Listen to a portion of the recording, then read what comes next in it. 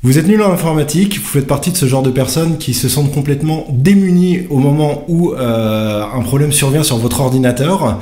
Et dans ces moments-là, en fait, vous arrêtez et vous attendez que quelqu'un vienne vous aider. Ça tombe bien que vous regardiez cette vidéo, car j'ai rencontré aujourd'hui Basile Bernard, qui a créé le service qui s'appelle je suis nul en informatique.fr. Salut Basile. Salut Raphaël. Peux-tu nous expliquer ce que c'est que je suis nul en informatique.fr? Eh ben, je suis nul en informatique, c'est un service qui met en relation les gens qui ont un problème en informatique et qui ne savent pas le résoudre avec des gens qui peuvent les aider, qui sont dans leur entourage, c'est-à-dire géographiquement à proximité. Et donc le plus souvent c'est des étudiants et donc qui vont les aider pour aussi peu que 20 €. Donc sur travailleraddomicile.fr, on a beaucoup de gens qui sont en recherche de compléments de revenus. On a aussi une partie de nos lecteurs qui cherchent des petits tips pour améliorer leur niveau en informatique. Quel type d'utilisateurs sont intéressés par ton service ? Ben moi j'ai un peu trois grandes populations, c'est-à-dire que j'ai, comme son nom l'indique, les nuls en informatique, donc qui ont besoin d'aide. J'ai leur pendant de l'autre côté du spectre, c'est les as en informatique qui vont leur venir en aide. Et entre les deux, il y a tous les gens qui sont ni nuls ni as et qui se retrouvent souvent mis à contribution le week-end au repas de famille pour aider les nuls en informatique sous prétexte qu'ils sont un peu moins nuls, mais ça ne fait pas pour autant des as en informatique. Donc en gros, il y en a pour tous les goûts. C'est super. Alors, est-ce que tu peux m'en dire un petit peu plus sur toi, sur ton parcours d'entrepreneur, comment tu as fait pour en arriver à créer ce service ? Alors moi j'ai été successivement entrepreneur, j'ai été salarié, j'ai été freelance et du coup j'ai fait pas mal de trucs et la conclusion à laquelle j'en suis arrivé c'est que quand on travaille pour les autres en fait il y a un gros défaut, c'est que quand on s'arrête de travailler ben, ça arrête de rapporter. Alors quand on travaille pour soi, si on s'y prend pas trop mal normalement ben, quand on s'arrête de travailler ça continue à fructifier si on a fait quelque chose qui était suffisamment bien pensé. Donc voilà un peu comment j'en suis arrivé à créer Je suis nul en informatique pour comment dire, à la fois continuer à rendre service aux gens toujours plus nombreux qui dans mon entourage avaient besoin d'aide en informatique, mais moi je peux pas me dédoubler, donc voilà, une des manières de faire c'était de créer un service qui fasse cette mise en relation entre les nuls et les as et d'en profiter au sens financier. Donc tu m'as expliqué que le projet tu l'as créé il y a à peu près 1 an, donc là il y a 1 an qui s'est écoulé. Quelles difficultés rencontres-tu dans le lancement de ce projet aujourd'hui? Quelles sont tes principales difficultés pour faire connaître le projet?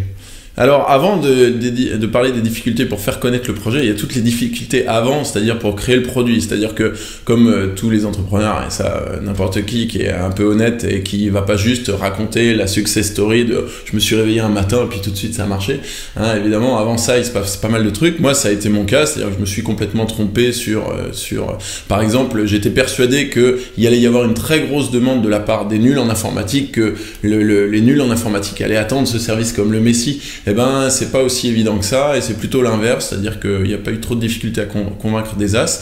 Et donc, l'évolution de ces deux populations qui donc sont les nuls et les as font qu'il y a une espèce de proportion. Il faut qu'il y ait à peu près 3 fois plus de nuls que d'as en informatique pour que ça fonctionne. Et comme le nombre d'as évolue beaucoup plus vite, ben quand j'ai trop d'as, j'ai un problème parce que j'ai pas de mission à leur donner. Et donc, le principal problème en ce moment c'est celui-là plus qu'un problème de connaissance et de progression.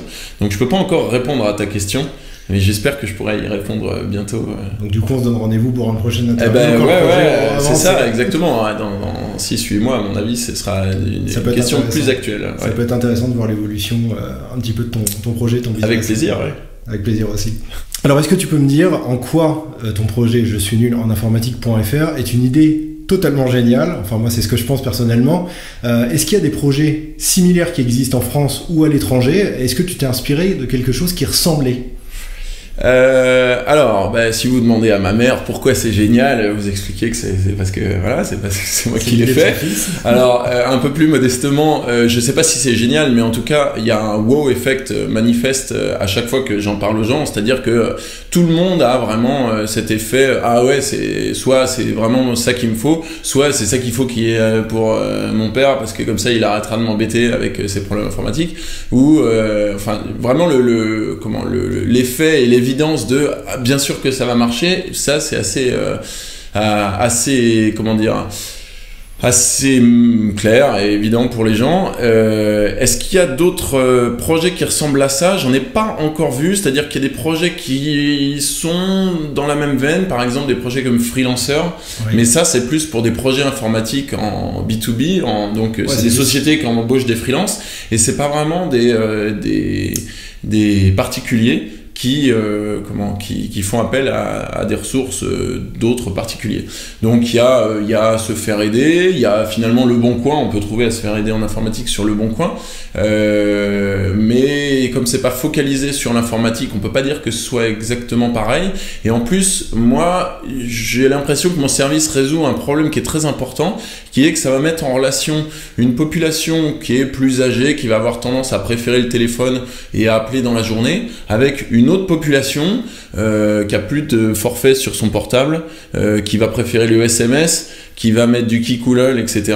et qui va répondre vers 23h le soir. C'est-à-dire que si je devais vraiment le super schématiser et en faire une grosse caricature, quand Martine, 65 ans, passe un coup de fil après les feux de l'amour, vers 15h, et que en face, on espère avoir une réponse de Kevin qui est en cours et qui va pas faire attention jusqu'à 23h auquel il va répondre à un SMS, et ben, cette grosse difficulté-là, c'est d'arriver à faire communiquer deux populations qui communiquent difficilement. Voilà, c'était ce que j'allais dire. Donc en fait, ton projet, moi je le trouve assez ambitieux. J'ai l'impression que ça peut aller très très loin. Toi personnellement, quel objectif tu as pour ce projet? Où comptes-tu aller? Ben, déjà, il y a une question de marché, c'est-à-dire que si on considère que le marché, c'est tous les gens qui ont eu ou vont avoir un problème avec la technologie en France, voire un peu plus large que ça, déjà on parle de beaucoup de monde. Donc rien que ça, en termes de marché, c'est très ambitieux. Et donc, si je devais résumer mon objectif, c'est que en France, il soit possible de faire venir en moins de 4 heures pour 20 € quelqu'un chez soi pour comprendre une technologie ou pour réparer un problème. Et ça, c'est ambitieux. Ça, c'est très ambitieux. Et pour 20 €. Pour 20 €, il y a beaucoup de monde qui aurait besoin que quelqu'un vienne chez eux en moins de 4 heures. C'est ça, l'offre aujourd'hui, c'est quoi? C'est tu déposes, je vais pas dire de nom de grande enseigne, mais tu déposes ton ordi pendant 3 semaines chez une grande enseigne, ils te prennent des arts de 30 € pour te répondre 3 semaines plus tard que la pièce se fait plus, qu'il faut racheter quelque chose, et que si tu veux, les 30 €, ils te les rendent en bon d'achat dans leur magasin. Ou alors, c'est à l'époque des télécoms première génération, c'était la hotline surfacturée, avec une vague prise en main à distance, mais les gens n'ont pas besoin de ça. Les gens ont besoin qu'on vienne chez eux, qu'on leur explique et qu'ils soient devant pour pouvoir poser une question. Ils n'ont pas besoin d'aller dans une salle de formation pour travailler sur un autre matériel que celui qu'ils ont. Ils ont besoin d'être chez eux sur leur matériel et de comprendre dans leurs conditions d'utilisation. Bien sûr, ok. Est-ce que ton service offre en plus, c'est le rapport humain? Ben, en plus, c'est ça. Alors, c'est pas pour jouer du violon, mais quand je reprends l'exemple de Martine, 65 ans, qui fait venir Kevin, 18 ans, il y a cette dimension où, voilà, Kevin, il se fait de l'argent de poche, et finalement, ce raisonnement qu'on a avec le babysitting, où on fait garder ses enfants autant pour pouvoir aller au ciné avec sa nana que pour donner la pièce à la fille de la voisine. Voilà, cette démarche-là de rapprochement à la fois des populations, des générations, comme disent les start-upers, faire un monde meilleur grâce à la réparation informatique. Non, mais c'est sûr qu'on préfère donner de toute façon une marge à son voisin que à la grande enseigne, comme tu disais. C'est plus sympathique d'aider le voisin, quoi. Mais quand bien même ce serait le même prix, le service est meilleur. Enfin, entre quelqu'un qui va s'adapter à votre raisonnement et quelqu'un qui va vous faire une réponse formatée, vous avez eu 3 personnes, vous avez eu la personne au comptoir qui enregistre dans un formulaire votre demande que généralement vous ne savez pas exprimer. Généralement, entre guillemets, les nuls en informatique, ils disent quelque chose qui ressemble à « ça marchait, ça marche plus ». Ça va pas beaucoup plus loin que ça. Donc il y a une première personne au comptoir. La deuxième personne va essayer de comprendre ce qui a été rempli par la première personne au comptoir et il va le renvoyer plus ou moins réparé et en gros sans aucune explication pour le propriétaire du matériel. Alors que là, avec je suis nul en informatique.fr, en 4 heures, l'histoire est réglée et c'était bien plus sympa que de passer une demi-journée à aller dans un grand magasin à remplir un formulaire que vous ne compreniez pas. Et c'est ça le but du jeu, ouais. Alors, est-ce que tu as des retours de personnes qui profitent du service je suis nul en informatique.fr? Est-ce qu'il y a des gens qui t'adressent des remerciements personnels par mail? Est-ce que tu as des exemples à me donner? Alors oui, non seulement ils le font spontanément, mais quand ils le font pas, on va les chercher. C'est-à-dire qu'évidemment, comme toute plateforme de mise en relation, le but du jeu pour nous, c'est de pas mettre en relation n'importe qui avec n'importe qui.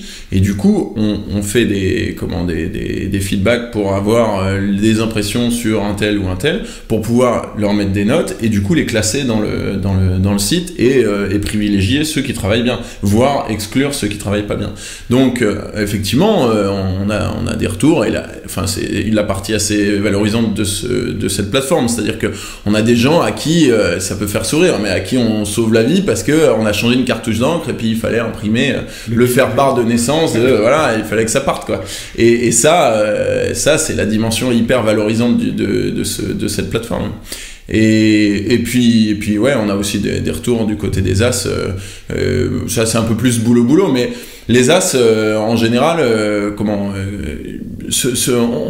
meilleur retour qu'on ait en fait, c'est moi on m'a dit plusieurs fois que c'était pas assez cher, c'est-à-dire que quelqu'un qui gagne 4 ou 500 balles par mois grâce à la plateforme et qui me dit bah ouais ton abonnement ce serait 2 fois plus cher, je le prendrais quand même. D'accord. C'est super parce que ça veut pas dire qu'on va augmenter, mais en tout cas ça veut dire que le service voilà, on over deliver en fait, donc on a une promesse qui est vous allez rencontrer des gens et vous allez régler leurs problèmes informatiques en gagnant de l'argent comme ça, et en plus de ça le résultat c'est que 2 fois plus cher ils auraient payé quand même, donc c'est vraiment très flatteur pour nous.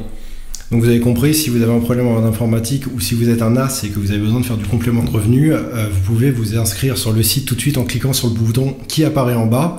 Et même si vous n'êtes ni l'un ni l'autre, comme ne mentez pas, je sais que ça vous arrive, quand le dimanche on vous dit au fait j'ai voulu mettre un truc sur Facebook l'autre jour, ça n'a pas marché, quand on vous met à contribution, vous pouvez avec un air d'en avoir deux, avec un petit œil en coin, dire à vos parents mais tu sais tu devrais aller sur je suis nul en informatique, ça vous fera plaisir de leur en glisser une petite, et en plus de ça ça leur rendra réellement service, et même si vous voulez aller plus loin, on a des cartes cadeaux que vous pouvez leur offrir, donc voilà, vraiment il y en a pour tout le monde. Il y en a pour tout le monde, je vous rappelle, il faut cliquer ici sur le bouton qui est en train d'apparaître.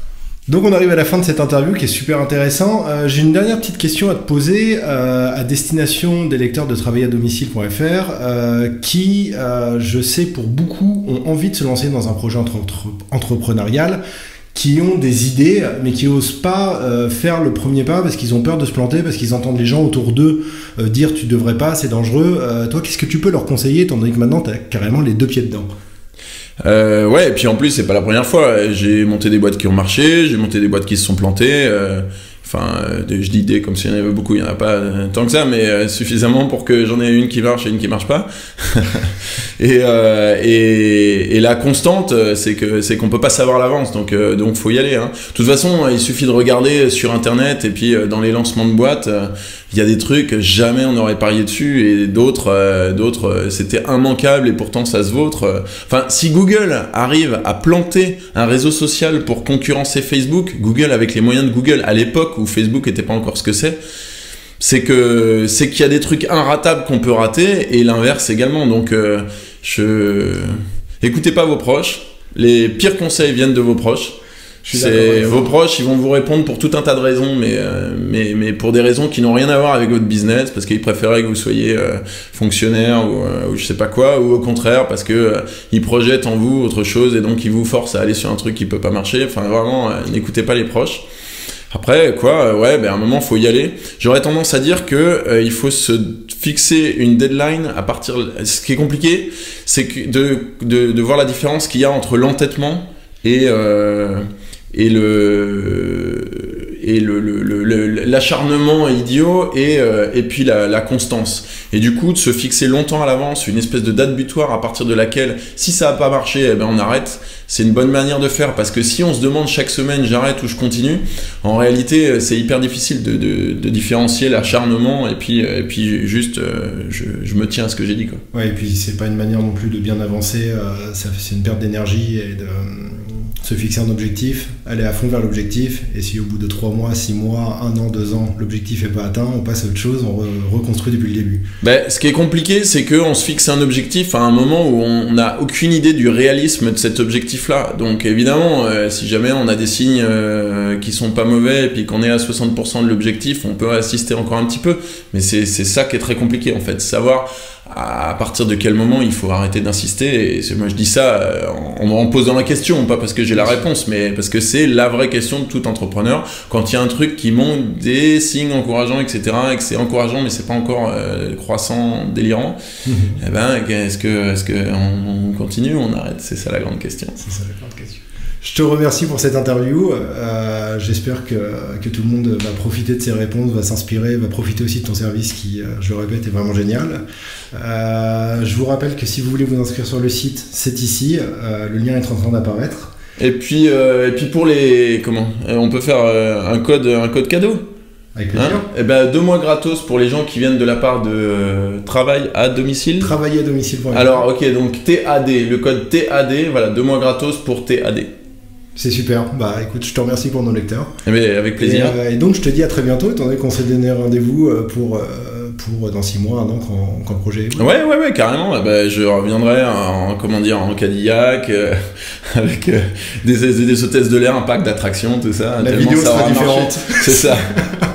On la fera en direct, on aura privatisé Euro Disney, tout ça. Ce sera formidable. Super. Je te dis à très bientôt. À bientôt. Salut. Au revoir. Au revoir.